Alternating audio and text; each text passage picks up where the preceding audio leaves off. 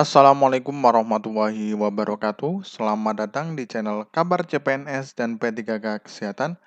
Semoga teman sejawat dilindungi oleh Tuhan Yang Maha Esa. Teman sejawat yang baru tahu channel ini, silakan subscribe dan bunyikan tombol loncengnya agar tidak ketinggalan informasi tentang kabar CPNS dan P3K yang terbaru. Oke teman-temanku sekalian yang berbahagia, ini ada sebuah informasi ya teman-teman ya dari Jakarta.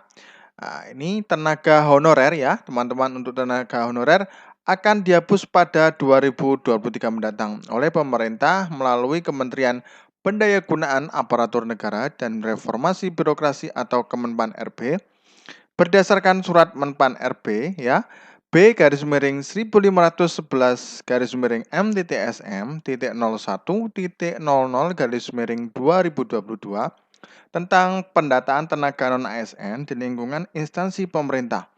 Terdapat dua kelompok yang masuk dalam pendataan non-ASN, yaitu tenaga honorer kategori 2 yang terdaftar dalam database BKN dan pegawai non-ASN yang bekerja pada instansi pemerintah. Kemudian sementara itu, beberapa kelompok pegawai non-ASN tidak akan dicatat dalam pendataan ini, misalnya satpam, pengemudi, petugas kebersihan, dan lainnya teman-teman ya. Kemudian ada petugas kebersihan, pengemudi, satpam, pengamanan, dan jabatan lain yang dibayarkan oleh outsourcing tidak termasuk yang dicatat pegawai yang surat kontrak di atas kontrak 2021. Ini juga tidak termasuk mereka yang dicatatkan ya. Badan Layanan Umum Daerah (BLD) dan pegawai dengan masa kerja kurang dari 1 tahun juga termasuk kelompok yang tidak dicatat. Penghapusan tenaga honorer tertuang dalam surat Menteri PAN-RB nomor B garis miring 185 garis miring MTTSM.02.03 garis miring 2022 yang diundangkan pada 31 Mei 2022 teman-teman ya. Jadi teman-teman, ini memang untuk tahun ini 2023 ini untuk pengemudi satpam, petugas kebersihan dan lain sebagainya itu tidak termasuk dalam pendataan dan nantinya akan dialihdayakan ke outsourcing teman-teman ya, atau alih daya ke pihak ketiga teman-teman ya. Jadi teman-teman, saya informasikan bahwasanya memang yang dari teman-teman kita sudah ada yang di instansi pemerintah, bahwasanya sudah ada alih daya teman-teman ya. Nantinya ada wacana seperti itu. Ya, itu nggak tahu, kemungkinan mungkin tahun ini sudah dilaksanakan teman-teman ya. Oke, lanjut teman-teman. Nah, kemudian dalam surat itu mengacu pada Undang-Undang Nomor 5 Tahun 2014 tentang ASN, disebutkan dalam pasal 6 berbunyi pegawai ASN terdiri atas PNS dan P3K. Nah, lalu pada tanggal 8 aturan tersebut berbunyi pegawai ASN berkedudukan sebagai unsur aparatur negara teman-teman ya. Kemudian sedangkan pada peraturan pemerintah nomor 49 tahun 2018 tentang manajemen pegawai pemerintah dengan perjanjian kerja menyebutkan pasal 96 ayat 1 berbunyi P3K dilarang mengangkat pegawai non-PNS dan atau non-P3K untuk mengisi jabatan ASN.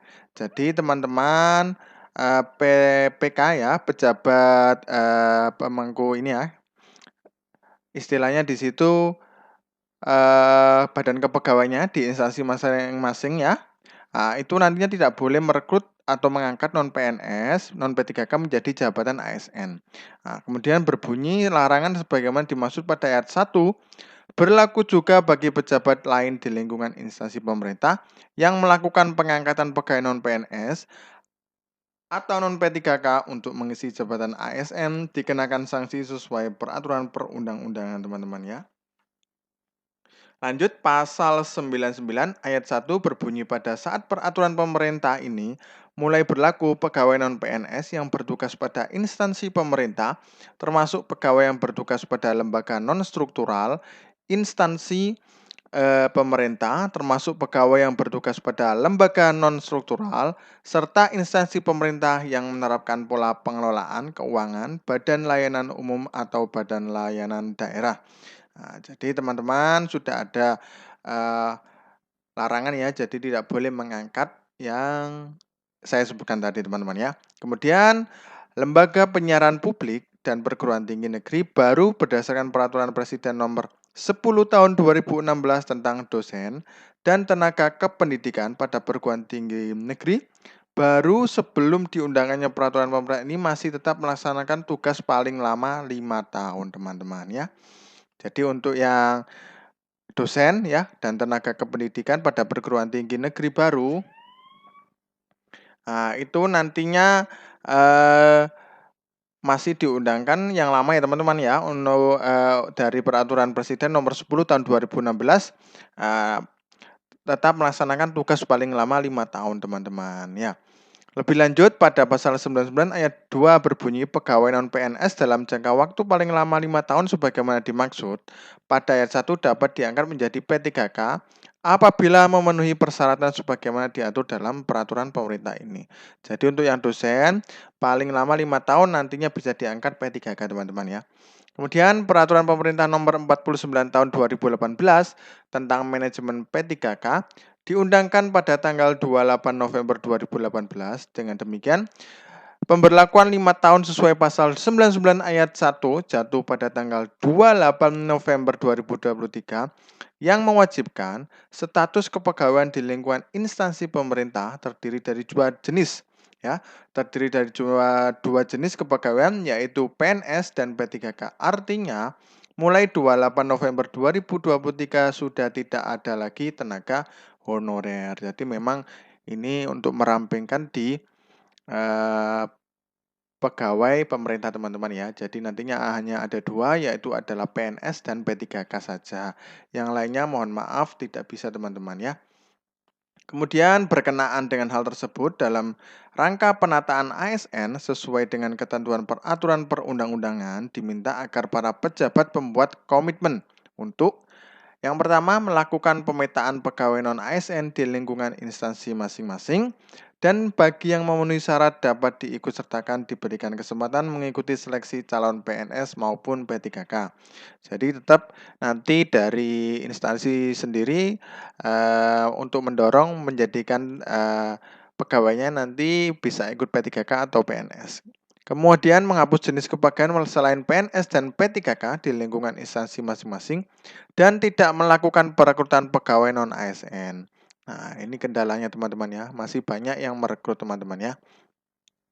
Lanjut, C. Dalam hal instansi pemerintah membutuhkan tenaga lain seperti pengemudi, tenaga kebersihan dan satuan pengamanan dapat dilakukan melalui tenaga ahli daya atau outsourcing teman-teman. Oleh pihak ketiga dan status outsourcing tersebut bukan merupakan tenaga honorer pada instansi yang bersangkutan. Nah, jadi memang nantinya mohon maaf, pengemudi, tenaga kebersihan dan pengamanan itu tidak bisa menjadi honorer dan harus ahli daya atau outsourcing teman-teman ya.